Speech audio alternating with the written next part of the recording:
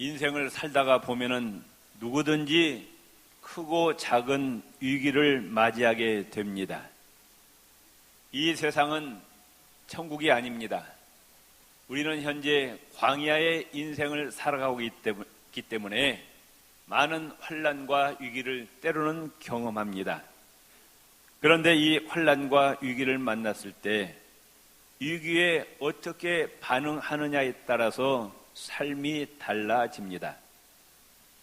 위기란 말의 한자를 보면은 위자는 위험을 의미합니다. 기자는 기회를 의미합니다. 위기가 위험의 요소가 되느냐 혹은 새로운 기회가 되느냐는 우리의 선택에 달려 있습니다. 어떤 분들은 위기에 닥쳤을 때, 환난에 닥쳤을 때 절망합니다. 또 낙심합니다. 포기합니다. 하나님이 자기를 버렸다고 생각하고 하나님을 떠난 사람들이 있습니다. 믿음을 포기하는 자들이 있어요. 조금만 어려움이 오면은 믿음을 포기합니다. 교회를 떠나요. 그런데 어떤 사람은 환난 가운데, 위기 가운데 하나님을 더 가까이 하는 사람이 있습니다. 아이를 키우다 보면은 아이가 잘못하면은 엄마가 회초리로 때립니다.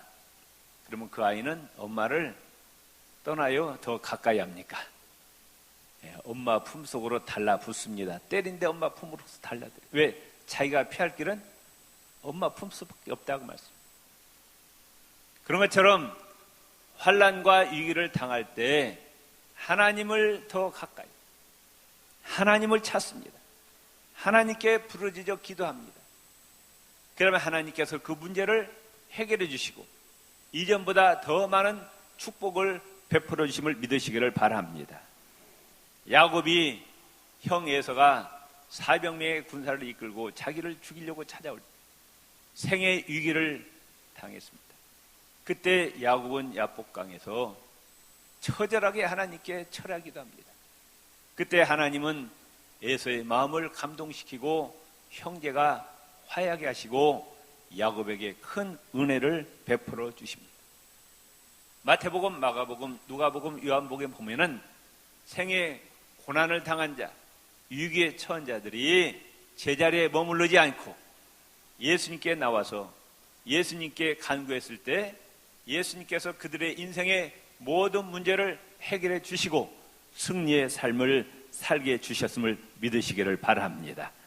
그렇기 때문에 우리의 성도들은 어려움을 당할 때, 환난을 당할 때, 위기를 당할 때 우리의 믿음을 하나님께 더 보여드리시기를 바랍니다. 2차 대전 때 독일의 히틀러가 유대인 600만 명을 학살합니다. 정말 끔찍한 사건이었습니다. 가장 상징적인 장소는 폴란드의 아우슈비츠 수용소입니다.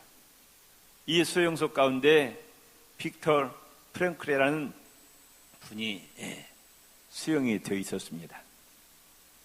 그분은 많은 연구를 하는 분이었는데 자기가 평생토록 연구했던 논문은 포기할 수 없어서 자기 속옷 가장 깊은 곳에 감춰가지고 그 수용소에 들어갑니다. 그 논문은 자신의 삶에서 절대로 포기할 수 없는 가장 중요한 과제라고 생각했기 때문이에요. 그런데 수용소에 수감되면서 자신이 가져갔던 그 논문이 다 빼앗깁니다. 그리고 누더기 옷으로 갈아입히게 됩니다. 그런 절망했습니다. 인생이 끝났다고 생각했습니다. 그런데 수용소에서 나눠진 그 누더기 옷을 이제 입고 주머니에다 손을 넣다 보는데 무슨 종이 조각이 안에 손에 걸리는 거예요. 그래가지고 그 종이 조각을 펴보았더니 거기에 놀랍게도 성경 말씀이 쓰여 있었습니다. 신명기 6장 4절 5절에 이스라엘아 들으라. 우리 하나님 여호와는 오직 유일한 여호와시니 너는 마음을 다하고 뜻을 다하고 힘을 다하여 내 하나님 여호와를 사랑하라. 이 하나님 말씀이 적혀있는 종이 조각이 누더기 옷 속에 있었어요. 이 프랭클 박사는 너무 기절초풍합니다. 깜짝 놀랐어요. 아하, 하나님이 지금 나와 함께 계시는구나. 절망하지 말아야 되겠다. 소망을 가져야 되겠다. 내가 갇혀있는 이 수용소, 이 감옥을 나의 연구실로 삼아야 되겠다.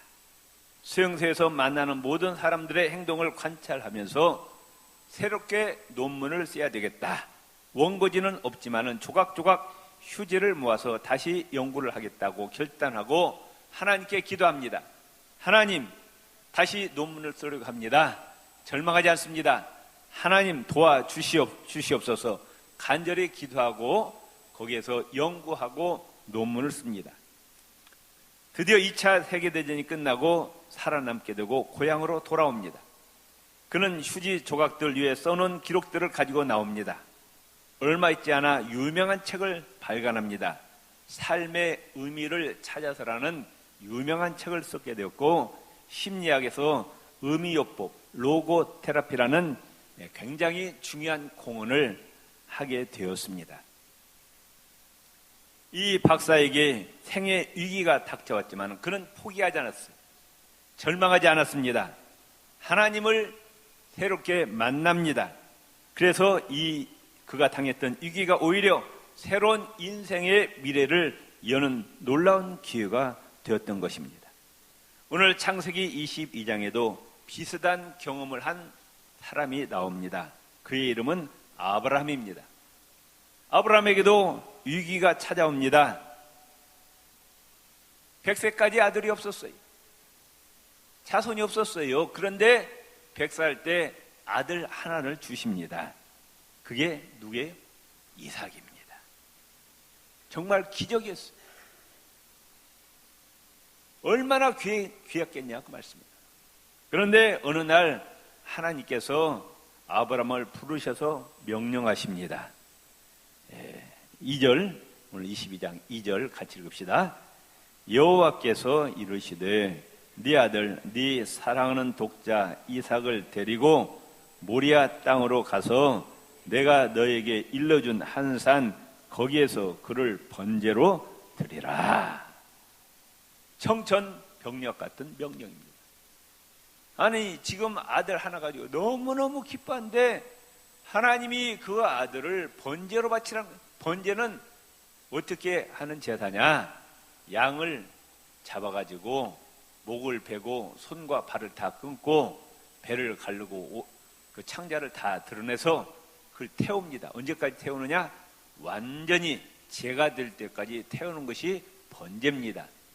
하나님이 지금 이삭을 갈기갈기 찢어가지고 나무에 올려놓고 제가 될 때까지 태워서 죽이라는 거예요. 세상에 이럴 수가 있습니까? 아니면 그 아들이 어떤 아들인데 차라리 그럴 바에는 주시지 말든지, 주실 때는 언제고 또 그 아들을 번제로 바치라는 거예요. 아브라함에게 위기가 닥칩니다. 정말 생애 절대적인 위기였어요. 아브라함은 하나님을 원망하고 하늘 향해서 삿대질하고 하나님 주실 때는 언제고 또 왜 이 아들을 죽이려 하십니까? 이렇게 하나님을 떠나서 자기 마음대로 살 수도 있었어요.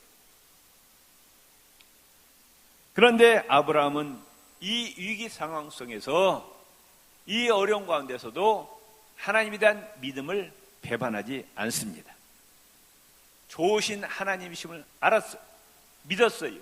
하나님 말씀에 절대 순종하였습니다. 내가 이 아들을 설령 죽이더라도 하나님이 다시 살리실 것을 믿었습니다. 왜냐? 하나님이 약속하셨거든요.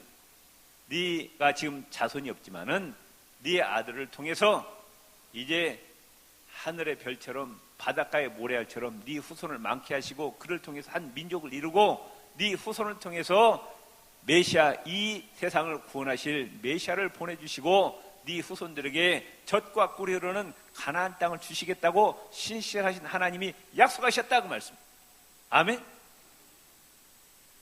그 약속을 반드시 이룰 줄 알고 자기가 이 아들을 죽여도 다시 살 줄 알고 이 아브라함은 하나님에 대한 원망, 불평, 포기가 아니라 순종합니다. 절대적으로 순종했습니다. 절망, 포기가 아닌 믿음을 택했습니다. 그랬더니 하나님께서 아브라함을 그 위기 가운데서 건져내시고 그에게 새로운 미래를 열어주시고, 이 사건을 계기로 해서 그는 이제 유대인의 경계를 뛰어넘어서 예수 그리스도를 영접하고 하나님을 믿는 이 지구상의 모든 믿는 자들의 믿음의 조상으로 하나님께서 세워주셨다, 그 말씀입니다. 그러니까 이 위기를 통해서 정말 하나님께 부르짖고 하나님을 신뢰하고 의지했더니 하나님께서 아브라함에게 문제도 해결해 주시고 더 큰 복을 내려 주셨음을 믿으시기를 바랍니다. 거기에서 나오는 유명한 단어가 뭐냐? 여호와 이레. 여호와 이레. 이레란 뭐냐? 미리 보고 준비하신다, 그런 뜻이에요. 영어 성경에 보면은 God will provide 나와요. 하나님이 준비하실 것이다. provide란 명사형은 provision입니다. 그 두 단어가 합쳐졌는데, 프로란 단어와 비전이란 단어가 합쳐졌어요. 프로라는 게 뭐냐? 앞에 그 약가운데 프로폴리스죠. 프로 폴리스는 뭐예요? 경찰이에요. 경찰. 폴리스. 프로는 앞에요. 그 벌집 앞에 균이 들어오지 못하도록 벌이 그 약을 뿌려 그 지켜요. 프로폴리스. 예. 프로라는 건 앞입니다. 비전은 본다는 거예요. 하나님은 시간과 공간을 초월해서, 그렇기 때문에 우리는 5분 앞을 내다볼 수 없지만 하나님은 다 알고 계신다고 말이에요. 우리에게 뭐가 필요한지 다 알고 계시고 하나님의 자녀들에게 필요한 것을 미리미리 다 준비하고 계셔요. 믿습니까? 그렇기 때문에 하나님은 너희는 무엇을 먹을까? 무엇을 마실까? 무엇을 입을까? 염려하라? 염려하지 말라. 아멘? 이는 하나님 믿지 않는 이방인들이 걱정하는 것이고, 하나님이 여호와 이레 하나님께서 우리에게 필요한 먹을 것, 입을 것 다 예배해 놓으셨음을 믿으시기를 바랍니다. 믿습니까? 우리 옆에 부인 사합시다. 여호와 이레 축복 받으세요. 아멘. 믿습니까? 다시 옆 사람, 염려하지 맙시다. 염려하지 맙시다. 아멘. 누가 예배해 놓으셨어요? 하나님이 다. 그러니까 지금 살고 있는 거 아니에요, 지금. 아멘. 하나님 지금까지 다 예배해 놓으셨다고 말씀해요. 혹시 아침 안 드시면 손 들어보세요. 점심 우리 먹을 수 있을까요, 없을까요? 저녁은 다 누가 예배해 놓으셨어요? 하나님께서 다 예배해 놓으셨습니다. 내일 먹을 것도 다 예배해 놓으셨어요. 아멘. 믿습니까? 그렇기 때문에 우리는 위기를 시험으로 수용할 줄 알아야 됩니다. 우리가 생애 위기가 닥쳤을 때 이것을 하나님이 주신 시험으로 생각해야 돼. 하나님이 나를 버리셨는가 보다. 그게 아니라 하나님께서 내 믿음을 지금 테스트 하시는구나. 아멘. 그 시험에 통과되어야 하나님의 축복을 받습니다. 자, 학생이 학교에서 시험을 봐요. 왜? 그 시험을 통해서 자신이 부족하고 뒤떨어진 부분이 어딘가를 깨닫게 됩니다. 자기 실력이 어느 정도인지 파악하게 됩니다. 시험의 결과를 통해서, 그래서 그 학생은 부족한 부분을 보충하고 보완합니다. 수학이 부족하면 수학을 더 열심히 공부하고, 영어가 부족하면 더 영어를 공부해서 실력을 보충한다고 말이에요. 실력을 향상시킨다고 말이에요. 이런 의도로 하나님께서 우리에게 때로는 위기를 주시고 환난을 주십니다. 이 고난의 시험을 통해서 우리의 모자람을 보충하고 더 나은 인간으로 설 수 있도록 하는 것이라고 말씀합니다. 그러니까 고난은 나쁜 것이 아닙니다. 환난은 나쁜 것이 아니고 우리에게 유익을 주는 거예요. 영국의 옥스퍼드 대학, 캠브리 대학에 C.S. 루이스라는 교수가 있었습니다. 세계적인 학자였습니다. 많은 글을 써서 세상에 큰 영향력을 끼친 신실한 크리스찬이었습니다. 한 번은 어떤 학생이 이 루이스 교수를 찾아와서 이렇게 질문합니다. 교수님이 예수를 믿는다고 하는데 하나님이 살아계시다면은 세상에 왜 이렇게 설명하기 어려운, 이해할 수 없는 고통과 고난이 많습니까? 정말 하나님 살아계시는 겁니까? 이렇게 질문했어요. 그랬더니 그 루이스 교수가 학생에게 이런 유명한 대답을 했다고 합니다. 학생, 그렇지 않아도 교만한 인생인데 고통이 없다면 사람들이 얼마나 더 교만해지겠는가? 사람이 만사 형통해보세요. 자기가 잘나고 자기가 똑똑해서 된 줄 알고 머리 끝까지 올라가는 거예요. 하나님 자리에 앉아서 교만하기 짝이 없는데 고난과 환난을 통해서 자기의 연약함을 깨닫게 된다 그 말. 그래서 겸손하게 된다 그 말씀. 그렇기 때문에 성경은 뭐라고 말씀하고 있느냐? 야고보서 1장 2절 4절에 보면은 내 형제들아 너희가 여러 가지 시험을 당하거든, 너희가 여러 가지 고난을 당하거든, 위기에 처하거든 온전히 어떻게 여기라?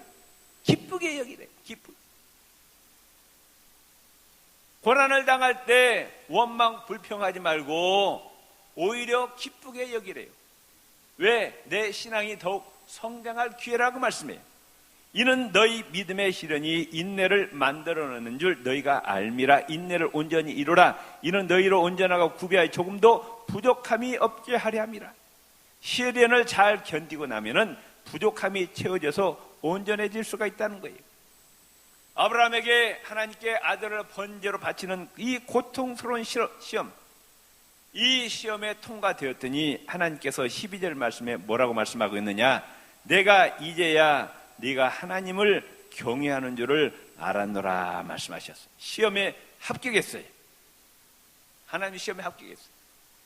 그랬더니 하나님을 새로 만나고 신앙의 단계가 한 단계 더 업그레이드 되고 하나님께서 필요한 모든 걸 다 채워주시고 하나님께서 기뻐하신 사람으로 우뚝 서게 되었습니다.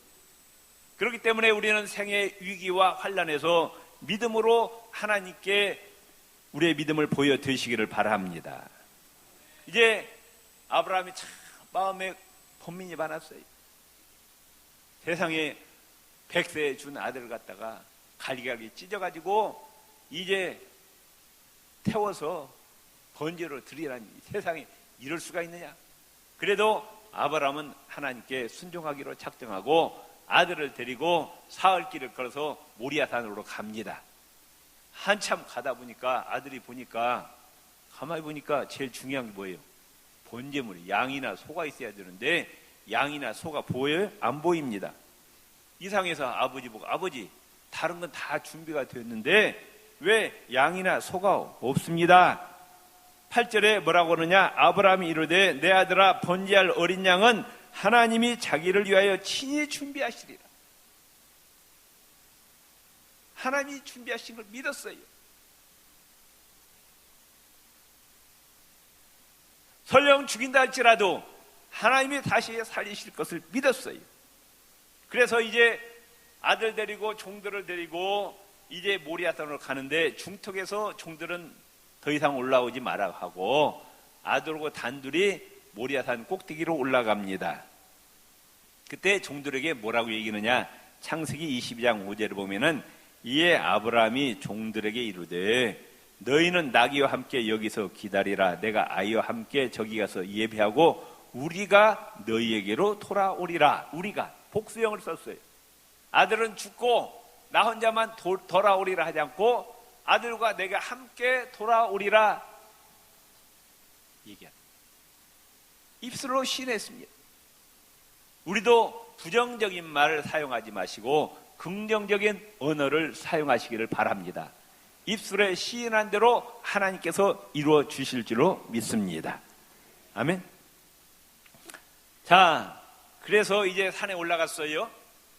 그래서 10절 말씀, 자 9절부터 읽읍시다. 9절부터, 창세기 22장 9절부터 하나님이 그에게 일러주신 곳에 이른지라. 이에 아브라함이 그곳에 제단을 쌓고 나무를 버려놓고 그의 아들 이삭을 결박하여 제단 나무 위에 놓고. 아멘. 그러니까 보니까 그 아버지의 그 아들이에요.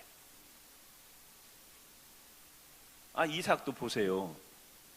아버지가 뭐 하나님께서 재물을 준비하시리라 하셨는데 오더니 끈으로 자기를 묶는 거예요. 그러더니 아버지가 칼을 빼더니 칼로 자기를 치려고 합니다. 누가 힘이 졌어요? 100살 넘은 120에 가까운 아브람과 이제 20에 가까운 이삭이 누가 힘이 세겠어요? 아들이 훨씬 세고 붙잡고 아버지 미쳤어요? 아버지 이상해졌네? 그러면 아버지 밀쳐대고 도망갈 수 있잖아요. 그런데 아버지가 끈을 묶어도 칼로 자기를 치려 해도 이삭은 죽으면 죽으리라 가만히 순종하라. 아하, 하나님께서 내가 죽는 것이 하나님의 뜻인가 보다. 죽으면 죽으리라 하나님의 뜻에 순종했어. 그 집안은 정말로 순종의 가정입니다. 아멘. 하나님 어떤 자를 기뻐하시느냐? 하나님 말씀에 절대 순종하는 자를 기뻐하시고 복을 내려주심을 믿으시길 바랍니다. 옆 사람과 인사합시다. 순종의 사람이 됩시다. 그 날카로운 칼로 이삭을 내리치려고 합니다. 그때 10절 손을 내밀어 칼을 잡고 그 아들을 잡으려 하며 11절 같이 읽읍시다. 여호와의 사자가 하늘에서부터 그를 불러 이르시되 아브라함아 아브라함아 하시는지라. 아브라함이 이르되 내가 여기 있나 하며 12절 사자가 이르되 그 아이에게 내 손을 대지 말라. 그에게 아무 일도 하지 말라. 절대 손대지 말라. 그 다음에 유명한 말씀입니다. 같이 읽읍시다. 네가 네 아들 내 독자까지도 내게 아끼지 아니하였으니 내가 이제야 내가 하나님을 경외하는 줄을 아노라. 아브라함은 하나님과 이삭 가운데 갈등하고 있었어요. 그런데 이삭을 포기합니다. 하나님 말씀에 절대 순종했어요. 그때 하나님이 너무너무 기뻐하시면서 이제야 비로소 네가 여호와 하나님을 경외하는 줄 아노라. 그 아이의 절대 손을 대지 말라. 13절 같이 읽읍시다. 아브라함이 눈을 들어 살펴본 적 한 순양이 뒤에 있는데 뿔이 수풀에 걸려 있는지라. 아브라함이 가서 그 순양을 가져가 아들을 대신하여 번제로 드렸더라. 아멘. 하나님은 좋으신 하나님이십니다. 우리에게 풍성한 것을 예배하신 하나님이심을 믿으시기를 바랍니다. 하나님 말씀에 순종하면 하나님이 우리의 인생을 책임져 주신다 그 말씀 믿습니까? 죽으면 죽으리라는 각오로 하나님 말씀에 순종할 때 내 인생의 모든 것을 다 예배해 놓으신 하나님이심을 믿으시기를 바랍니다. 아멘. 또 우리는 위기 가운데서 예수님을 깊이 만나야 됩니다. 아브라함이 이삭을 드렸던 이 모리아산이 2000년이 지난다면 그 산이 뭐가 되었느냐? 바로 거기가 갈보리 제단입니다. 거기에 이삭 대신에 한 마리의 양을 준비하신 하나님이 그 골고다 언덕에 우리를 위해서 누구를 예배해 주셨느냐? 하나님의 어린 양을 예배해 주셨습니다. 우리가 마땅히 하나님의 진노받고 저주받고 죽어야 되지만 지옥에 떨어져 멸망당해야 되지만은 우리를 살리시기 위해서 하나님의 어린 양 예수 그리스도를 예배해 놓으셨습니다. 요한복음 1장 19절에 보라 세상 죄를 지고 가는 하나님의 어린 양, 온 세상의 죄를 홀로 짊어가시는 하나님의 어린 양이라고 세례 요한이 예수님 향해서 말씀합니다. 요한복음 3장 16절에 하나님이 세상을 이처럼 사랑하사 독생자를 주셨으니 이는 그를 믿는 자마다 멸망하지 않고 영생을 얻게 하려 하심이라. 하나님이 예비하신 하나님의 어린 양 십자가에 피 흘려 돌아가신 그 예수 그리스도를 영접하는 자마다 모든 죄를 용서받고 지옥에 떨어지지 않고 영원한 천국에 들어가서 하나님과 더불어 영생 복락의 삶을 누리게 됨을 믿으시기를 바랍니다. 지금부터 152년 전 1865년 4월 9일은 미국의 큰 역사가 일어났습니다. 아브라함 링컨 대통령이 노예 해방을 선포한 날입니다. 노예 문제 때문에 남과 북이 갈려서 남북전쟁을 치렀습니다. 그때 북군이 승리해서 결국 아브라함 대통령이 노예 해방을 선포합니다. 닷새가 지난 다음에 4월 14일 오랜만에 휴식을 취하면서 워싱턴에 있는 포드극장에 연극을 관람하러 들어갔다가 암살자의 총에 맞고 아브라함은 쓰러지게 됩니다. 열흘이 지나서 링컨의 시선을 고향에 묻히기 원한다는 가족들의 결의에서 워싱턴에서 링컨의 고향인 일리노이주 스프링필드로 시신을 운가게 됩니다. 그의 연구차가 백악관에서 나와서 기차역으로 가기 위해서 그 앞에 있는 펜실베니아 애비뉴라는 길을 이동할 때 수십만의 미국 사람들이 와가지고 링컨 대통령의 죽음을 애도합니다. 근데 갑자기 어떤 흑인 중년 신사가 링컨의 연구차가 바로 앞을 지나가는 순간에 자기 아들을 벌쩍 들어올리면서 아들에게 이렇게 소리칩니다. 아들아, 지금 저기 지나가시는 저 링컨 대통령을 보아라. 저분이 바로 나와 너를 살리시기 위해서 죽으셨다. 그분 때문에 우리가 자유를 얻고 해방이 되었다. 저분 때문에 우리가 새로운 인생을 살게 되었다. 이렇게 외쳤다고 합니다. 저와 여러분은 원죄와 자범죄 때문에 마귀의 종이 되어서 하나님의 진노받고 하나님과 원수가 되었고 저주받고 지옥에 떨어질 수 없는 인생이었어요. 그런데 하나님이 우리를 위해서 독생자 예수 그리스도를 이 땅에 보내주시고 갈보리 십자가에서 몸을 찢으시고 피와 물을 흘리게 하시고 생명을 희생하시고 우리에게 구원의 길을 열어놓으셨음을 믿으시기를 바랍니다. 그 예수 그리스도를 나의 주님으로 나의 구주로 영접하는 자는 모든 죄를 사함받고 하나님께서 우리를 의인으로 인쳐주시고 하늘나라 생명책에 이름을 기록하시고 우리의 영생을 주시고 하늘나라에서 영생 복락의 삶을 누리게 해주시고 이 땅에 사는 동안에도 하나님께서 우리의 선한 목자가 되어주셔서 그때그때 필요한 모든 것을 다 미리미리 채워주시고 예배해 놓으시는 좋으신 하나님이심을 믿으시기를 바랍니다. 예수 그리스도 안에 갈 때 우리가 정말로 인생이 새로워지는 아멘. 옆 사람에게 인사합니다. 절망하지 맙시다. 포기하지 맙시다. 예수 그리스도 안에서 새로운 인생을 사시기 바랍니다.